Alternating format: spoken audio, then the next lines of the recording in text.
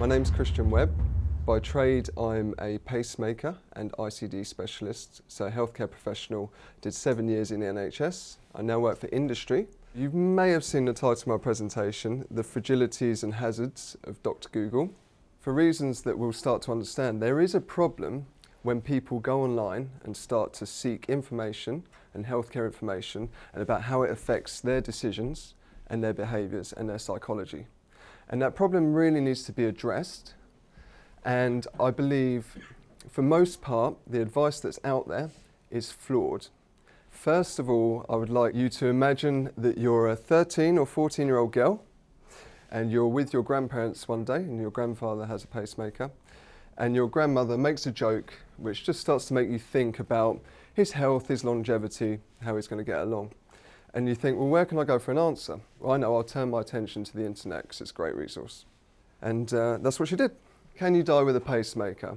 Says, my grandfather recently got a pacemaker and my grandmother was making fun of it, saying how he would never die because the pacemaker would kick in as soon as his heart rate stopped.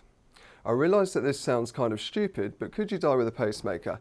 Is there a point where the pacemaker would start working? This is a very valid question. Some of the replies. Yes, you can die whilst wearing a pacemaker. You don't wear pacemakers, they go inside you. Once the heart rate is below a certain level, the pacemaker shuts off since it's not possible to live with a heartbeat that low. That is the fundamental purpose of a pacemaker, to overcome this. Okay? What makes this worse, the internet deemed this the best answer on Yahoo. The pacemaker could and will one day fail. Not true. Something, i.e. a microwave, could interrupt with it. Also not very true. Okay? One day the heart will cease to function, pacemaker or not. It's called death. A pacemaker will not keep a heart going forever. And this is the most horrific. Yes, my grandfather was basically dead. As soon as they shut his pacemaker off, he was dead. Hey, still in the sky. So I was working in the NHS as a pacemaker and ICD specialist, and this came up on my radar, that example that I've just shown you. And it just stuck in the back of my mind. And when I got home from work later, I wanted to have a look at what kind of information was online for my patients. And I really realised that there was some unverified information, some well-meaning information, so people trying to do good things, some good information, but it's very sporadic and it was very difficult to kind of know what to believe, what not to believe. There was no home for it. So I thought I'd take care of that. And I started a website giving good pacemaker information to patients, but in a way that wouldn't terrify them. I just wanted to give very nice information that people could understand and that wouldn't terrify people needlessly.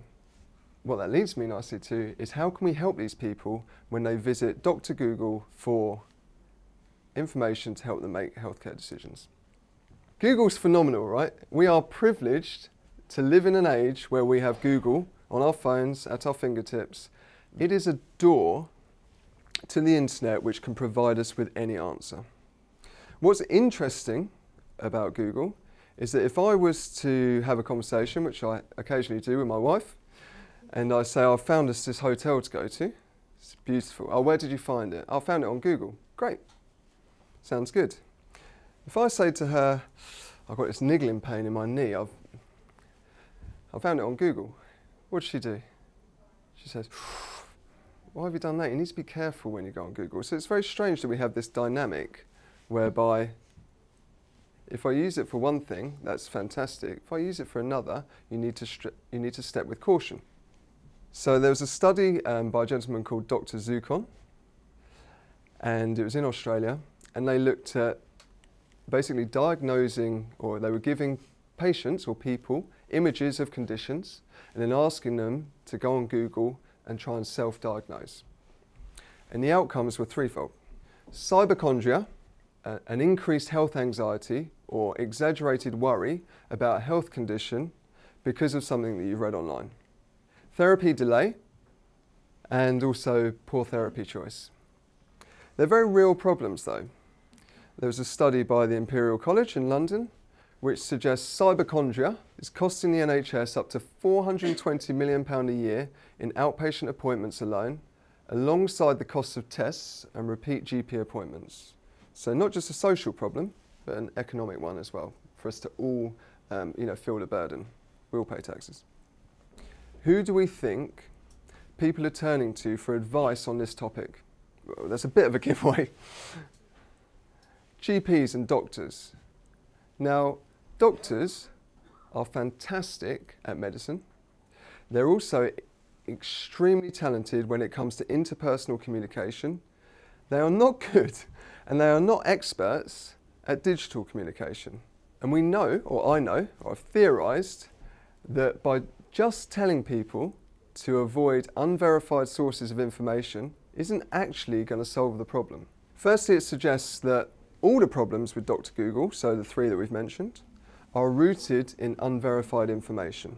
I won't say it's useless advice, because it will protect us from certain phenomena that exist online.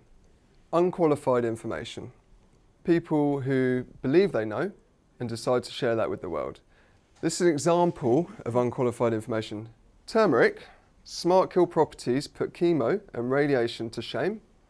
So stop your traditional therapies for your cancer and just put turmeric into your diet, and you'll have a much better outcome. As I've discussed elsewhere, it is plants that cure cancer, not chemicals. If you're someone who's vulnerable and stressed, imagine what this kind of information could do. So obviously we want to try and avoid it. It will also protect you from the online disinhibition effect. Essentially, the lack of restraint people feel when they're not in an interpersonal or a human-to-human interaction. And the final thing I really think it's going to protect you from is sensationalism. Maybe not so much, because a lot of this is done by the media, and some people assume that the media is a verified resource for medical information. I disagree. If we were to remove unverified information from the internet, the problems would almost cease to exist. By not admitting or not addressing any other problem, by definition that's what you're saying. The problems all lay with unverified information. I don't actually hold Google responsible for any of the problems. They are just there to return the closest match results to your keyword search. And they're very good at it. In actual fact, I really like Google, because if you read about them, they introduced iterations to their algorithms to try and improve healthcare online. They've taken that responsibility. And one of the things they really look at is improving the amount of verified sites that appear. So if verified results are now starting to appear at the top of our screen, then surely Cyberchondria, for example, should be on a decrease. But if you look at evidence, and if you ask any doctor anecdotally, it's not. It's on the increase. So that would make me think, well, actually, then maybe these non-verified sites aren't the only cause.